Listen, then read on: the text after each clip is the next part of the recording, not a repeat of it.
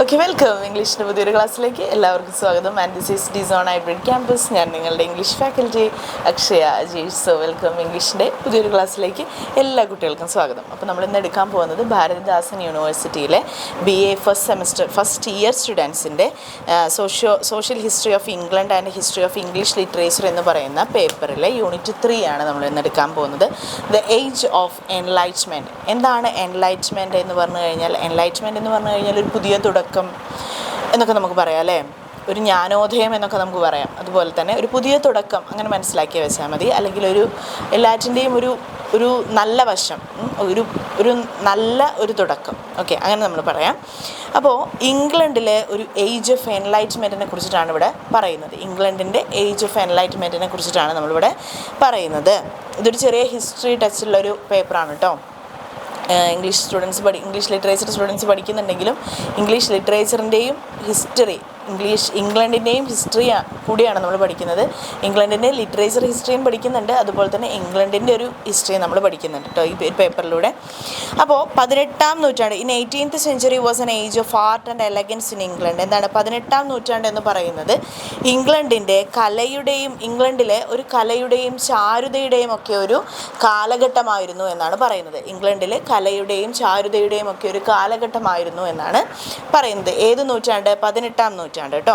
The atmosphere was conducive to it. എന്താണ് ആ കാലഘട്ടത്തിൽ അവിടുത്തെ സാഹചര്യം അല്ലെങ്കിൽ അവിടുത്തെ കാലാവസ്ഥ അതിനനുകൂലമായിട്ടുള്ളതായിരുന്നു എന്നാണ് പറയുന്നത്. There was no development of factories, ruling craftsmanship and rigidly dividing employers from employed. എന്താണ് ആ സമയത്ത് ഏറ്റവും കൂടുതൽ വിദ്യാസമ്പന്നരും കരകൗശല വിദഗ്ധരുമായിരുന്നു ആ ഒരു കാലഘട്ടത്തിൽ അവിടെ ഉണ്ടായിരുന്നത് എന്നാണ് പറയുന്നത്. വിദ്യാസമ്പന്നരായ ആളുകളും അതുപോലെ തന്നെ കരകൗശല വിദഗ്ധരുമായിട്ടുള്ള ആളുകളായിരുന്നു ഏറ്റവും കൂടുതൽ ആ ഒരു സമയത്ത് അവിടെ ഉണ്ടായിരുന്നത് എന്നാണ് പറയുന്നത്. ദേ മേക്സ് ബ്യൂട്ടിഫുൾ തിങ്സ് എന്നാണ് പറയുന്നത്. അവരുടെ കഴിവിനനുസരിച്ചിട്ടുള്ള അവരുടെ ഇപ്പോൾ ക്രാഫ്റ്റ്മെൻസ് ആണെന്നുണ്ടെങ്കിലും അതുപോലെ തന്നെ ഈ കരകൗശല വസ്തുക്കൾ ഉണ്ടാക്കുന്ന ആളുകളൊക്കെ ആണെങ്കിലും ദേ മേക്സ് ബ്യൂട്ടിഫുൾ തിങ്സ് എന്നാണ് അവരെന്താണ് പറയുന്നത്? ദേ produce goods for beautiful designs and execution. എന്താ പറയുന്നത്? അവർ നല്ല ഭംഗിയിലുള്ള ഡിസൈനുകളിലുള്ള പലതരത്തിലുള്ള എന്താണ് പറയുന്നത് പ്രൊഡക്റ്റുകളും ഉണ്ടാക്കിയവർ എന്നാണ് പറയുന്നത്.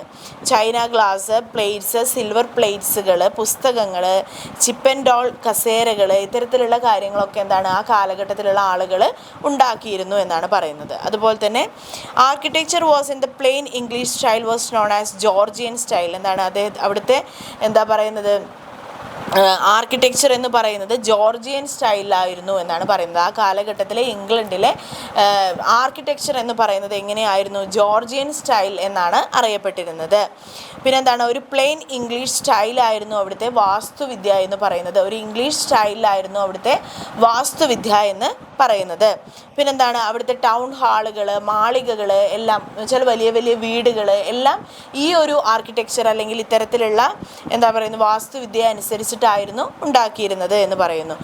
എല്ലാം വളരെ ഭംഗിയായി രൂപകൽപ്പന ചെയ്ത കാര്യങ്ങളായിരുന്നു. എല്ലാം വളരെ ഭംഗിയായിട്ടുള്ള എന്താ പറയുന്നത് അവിടുത്തെ ബിൽഡിങ്ങുകളാണെങ്കിലും വീടുകളാണെങ്കിലും വളരെ ഭംഗിയായിട്ടുള്ള അത്രയും നല്ല വെൽ ആർക്കിടെക്ചേഴ്സ് ആയിരുന്നു അവിടെ ഉണ്ടായിരുന്നത് എന്നാണ് പറയുന്നത്.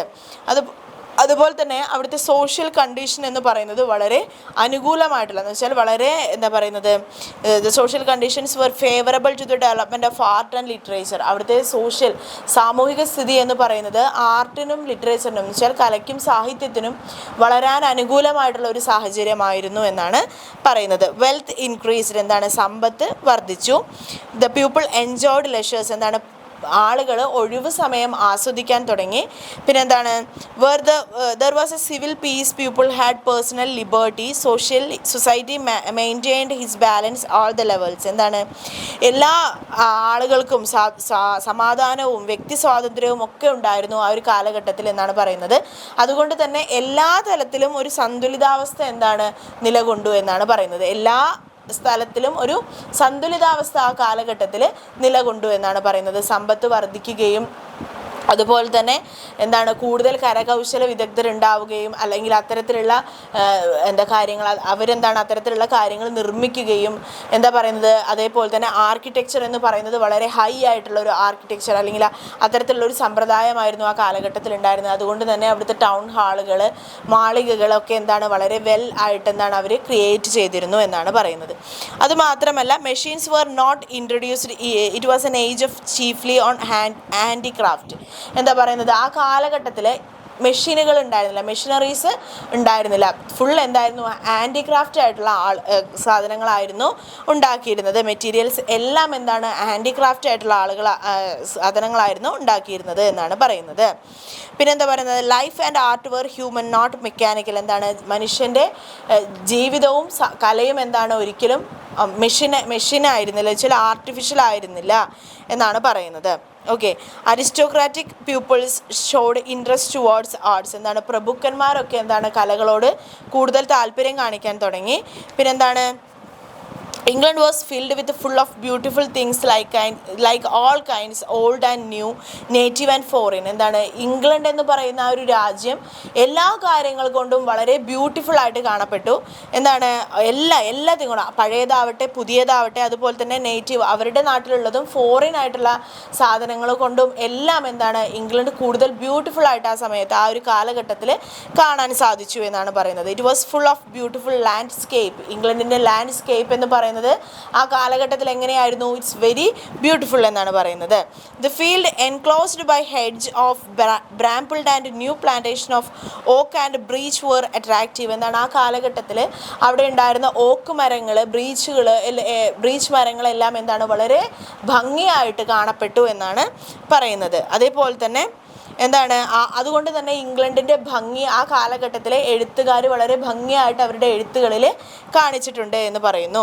There was A love for mountains and see side grass slopes. എന്താണ്, ആ കാലഘട്ടത്തിൽ എന്ന് വെച്ചാൽ മൗണ്ടെയിനുകളും സീ സ്ലോപ്സുകളും എല്ലാം എന്താണ് സീ സൈഡുകൾ, ഗ്രാസ് സ്ലോപ്സുകളെല്ലാം അവിടെ ഉണ്ടായിരുന്നു. It act as a medicine for body and soul. ആ കാലഘട്ടത്തിൽ അവിടുത്തെ ആ ഒരു പ്രകൃതി എന്ന് പറയുന്നത് എന്താണ്, മനസ്സിനും ആത്മാവിനും എന്താണ് സമാധാനം തരുന്ന ഒരു കാര്യമായിരുന്നു എന്നാണ് പറയുന്നത്. All classes of peoples enjoyed a fullness of life. എല്ലാ ആളുകളും എന്താണ് ജീവിതം വളരെ ഭംഗിയായിട്ട് എന്താണ് ആസ്വദിച്ചിരുന്നു എന്ന് പറയുന്നു. It was free and easy society. എന്താണ്, അത് വളരെ ഫ്രീ ആയിട്ടുള്ള സ്വതന്ത്രമായിട്ടുള്ള ഒരു സൊസൈറ്റി ആയിരുന്നു ആ കാലഘട്ടത്തിൽ അവിടെ ഉണ്ടായിരുന്നത് എന്ന് പറയുന്നു. So there was A passion for Greek, Latin and English poetry gained it's prominence. എന്താണ്, ആ കാലഘട്ടത്തിൽ ഇംഗ്ലീഷ് പോയട്രി അതിൻ്റെ ഏറ്റവും ഉന്നതമായിട്ടുള്ളൊരു തലത്തിലാണ് നിന്നിരുന്നത് എന്ന് പറയുന്നു. Historical literature had importance. Historical ലിറ്ററേച്ചറിന് അവിടെ ഇമ്പോർട്ടൻസ് കൊടുത്തിരുന്നു. Then in the age of enlightenment on witnessed the new learning, new philosophy and new religion. എന്താണ്, ദ ഏജ് ഓഫ് എൻലൈറ്റ്മെൻറ്റ് പഠിപ്പിച്ചു തരുന്നത് എന്താണ്, കാണിച്ചു തരുന്നത് എന്താണെന്ന് വെച്ചാൽ ന്യൂ ലേണിംഗ്, പുതിയ പഠനങ്ങൾ, പുതിയ ഫിലോസഫി ആൻഡ് പുതിയ റിലീജിയൻസ്. ഇതെല്ലാം എന്താണ് ഒരു എൻലൈറ്റ്മെൻറ്റ് എന്ന് പറയുന്ന ഈ ഒരു ഏജിൽ എന്താണ് നമുക്ക് കാണാൻ കഴിഞ്ഞിരുന്നു എന്നാണ് പറയുന്നത്. ഓക്കെ. അപ്പോൾ നമ്മുടെ തേർഡ് ചാപ്റ്ററിലെ ഫസ്റ്റ് പോർഷൻ ആയിട്ടുള്ള ഏജ് ഓഫ് എൻലൈറ്റ്മെൻറ്റ് എന്ന് പറയുന്ന ഭാഗത്ത് ഇതാണ് പറയുന്നത്. അപ്പോൾ ഏജ് ഓഫ് എൻലൈറ്റ്മെൻറ്റ് എന്ന് പറഞ്ഞു കഴിഞ്ഞാൽ 18-ാം നൂറ്റാണ്ടിൽ കലയുടെയും ചാരുതയുടെയും, ഇംഗ്ലണ്ടിൽ കലയുടെയും ചാരുതയുടെയും ഒരു സുവർണമായിട്ടുള്ള ഒരു കാലഘട്ടമായിരുന്നു എൻലൈറ്റ്മെൻറ്റ് എന്നാണ് പറയുന്നത്. അതുപോലെ തന്നെ അവിടെ എന്താണ് ഒരു മെഷീനറീസും ഉണ്ടായിരുന്നില്ല. എല്ലാ മനുഷ്യർ ഹാൻഡിക്രാഫ്റ്റ് ആയിട്ട് ഉണ്ടാക്കുന്ന പ്രൊഡക്റ്റുകളായിരുന്നു എല്ലാം. അതുപോലെ തന്നെ എന്താണ് വിദ്യാസമ്പന്നരും കരകൗശല വിദഗ്ധരുടെയും ഒരു കാലമായിരുന്നു എൻലൈറ്റ്മെൻറ്റ് എന്ന് പറയുന്നത്.